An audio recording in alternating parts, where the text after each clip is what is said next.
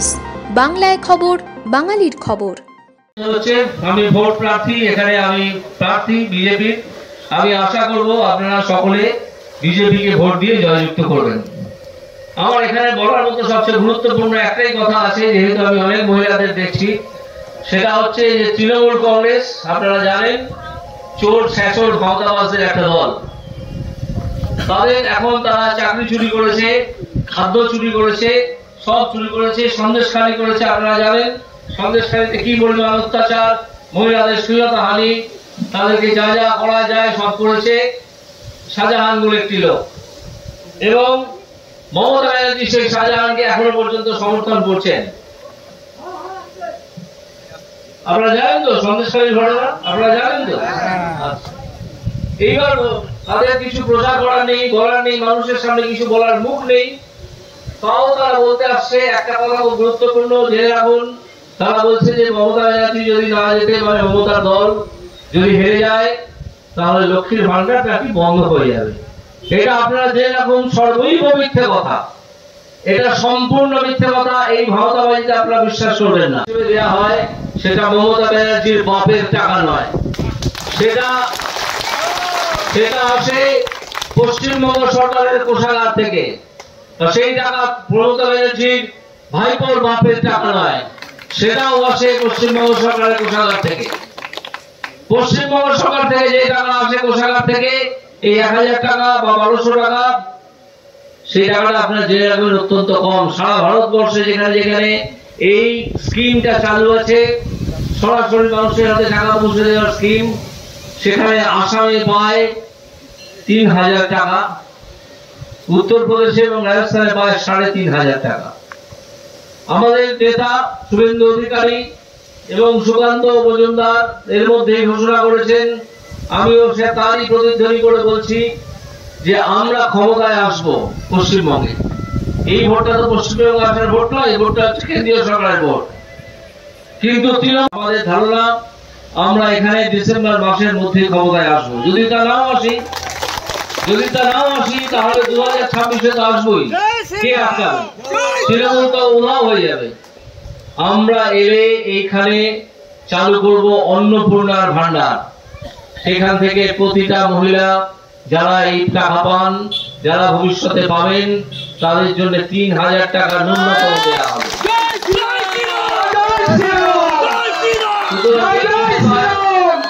যদি শুনেছেন, ন্যূনতম 3000 টাকা আমরা দেবো, ওরা 1000 টাকা দেয়।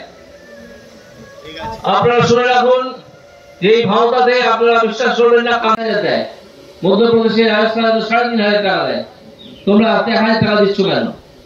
1000 টাকা দিচ্ছে, তার কারণ হচ্ছে পশ্চিমবঙ্গ সরকারের কোষাগারে টাকা আসার আগে সেটা খরচ হয়ে যায়, টাকা খরচ হয়ে যায়। আর এই যে টাকা কোষাগারে আসে, সেটা আপনার টাকা, আমার টাকা। এটা সংক্ষেপে আপনাকে বোঝাই। সেটা হচ্ছে, ধরুন আপনি এক প্যাকেট গুঁড়ো সামান দোকানে কিনতে গেলেন, জামা কাপড় কাচার প্রয়োজন আছে, এবং সেটা কিনতে গিয়ে আপনাকে দাম দিতে হলো 40 টাকা। আপনি দিয়ে চলে এলেন। এই 40 টাকার মধ্যে 8 টাকা হচ্ছে ট্যাক্স। আপনি জানতে পারলেন না, আপনার জানার দরকার নেই, কারণ এই ট্যাক্স দিতেই হবে। এই ট্যাক্সের টাকার 4 টাকা পেল পশ্চিমবঙ্গ সরকার। গুঁড়ো সামানটা কিন্তু কিনেছেন আপনি, 4 টাকা পেল পশ্চিমবঙ্গ সরকার, 4 টাকা চলে গেল কেন্দ্রীয় সরকারে। কেন্দ্রীয় সরকার সংবিধানের নিয়ম অনুযায়ী আবার 2 টাকা পশ্চিমবঙ্গ সরকারকে ফেরত দিয়ে দিল। তাহলে পশ্চিমবঙ্গ সরকার আপনার দেওয়া 8 টাকা ট্যাক্স থেকে কত টাকা পেল? 4 যুক্ত 2 6 টাকা। এইরকম ভাবে প্রতিদিন যে কোটি কোটি টাকা জমা পড়ছে, আপনার করের টাকা, আমার করের টাকা, সেই করের টাকা থেকে লক্ষ্মীর ভান্ডার দেওয়া হয়। সেই জন্যই বললাম যে এটা মমতা ব্যানার্জির বাপের টাকা নয়। এই টাকা আপনারা জানবেন, আমরা এলে অনেক বাড়িয়ে দেবো, কারণ পশ্চিমবঙ্গ সরকারের কোষাগারে যে টাকাটা জমা পড়ে, সেই টাকাটা কোষাগার অবধি যাওয়ার আগেই এরা মেরে দেয় অনেক টাকা। তৃণমূল সরকারের যারা নেতা আছেন, যারা মন্ত্রী আছেন, তারা এর আগেই অনেক টাকা মেরে দেন। ধরুন নদী থেকে পাথর তুলছে, বালি তুলছে, তার জন্য পশ্চিমবঙ্গ সরকারকে যে টাকা দেওয়ার প্রয়োজন, 1 টাকাও দেয়।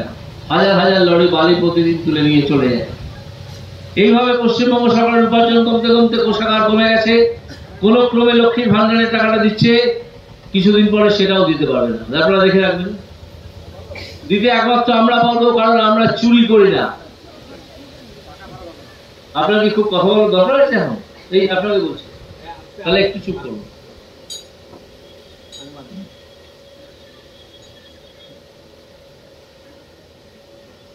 বিজেপি একটা শৃঙ্খলাবদ্ধ দল। বিজেপির কেউ এই টাকা চুরি করবে না, চুরি করতে পারবেও না।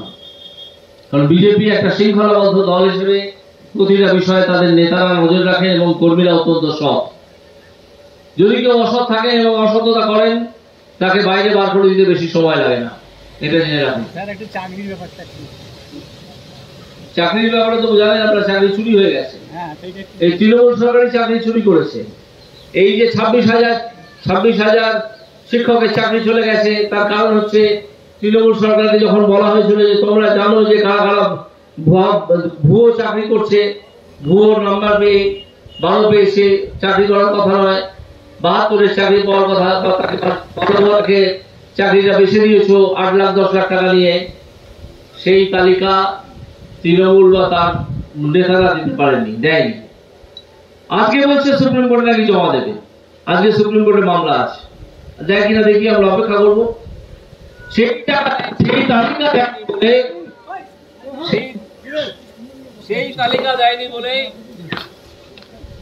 কোর্টের কাছে আর কোনো উপায় ছিল না, বাতিল করা ছাড়া। এই পরীক্ষা বাতিল করতে বাধ্য হয়েছে কোর্ট। এবং কেন হয়েছে? কারণ তৃণমূল সরকার সম্পূর্ণ তথ্য কোর্টকে দেয়নি। এখন বলছে যে হ্যাঁ এটা দেওয়া যাবে। এটা যদি এখন দেওয়া যায় তাহলে আজ থেকে 2 মাস আগে দেওয়া গেল না কেন? কারণ যারা চুরি করে চাকরি পেয়েছে তারা তো টাকা ফেরত চাইবে, তারা 8 লাখ 10 লাখ টাকা করে দিয়ে চাকরি পেয়েছে।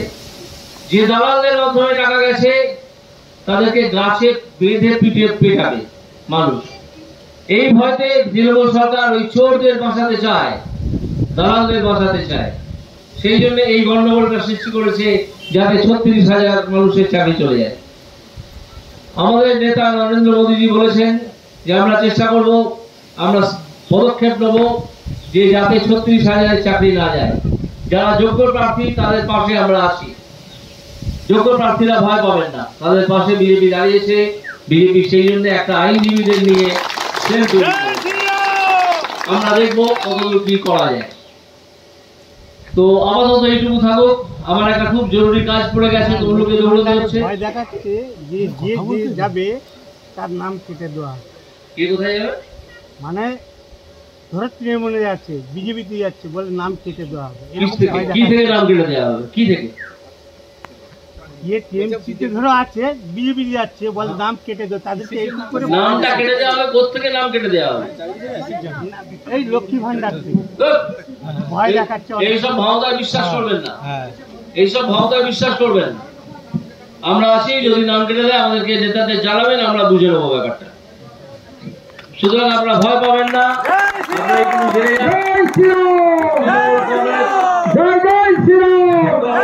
ভাওতাবাজি ছাড়া আর কিছু দেওয়ার নেই। ভাওতাবাজি দিয়ে কিছু ভোট পেতে চাইছে। আপনারা আমার প্রণাম গ্রহণ করুন। আমি এখন এখান থেকে চললাম, বিকেলে আমার এখানে প্রোগ্রাম আছে কোথাও, আমি হয়তো আসবো। আমাদের খবরগুলি নিয়মিত দেখতে চ্যানেলটি সাবস্ক্রাইব করুন এবং বেল আইকনটি ক্লিক করুন।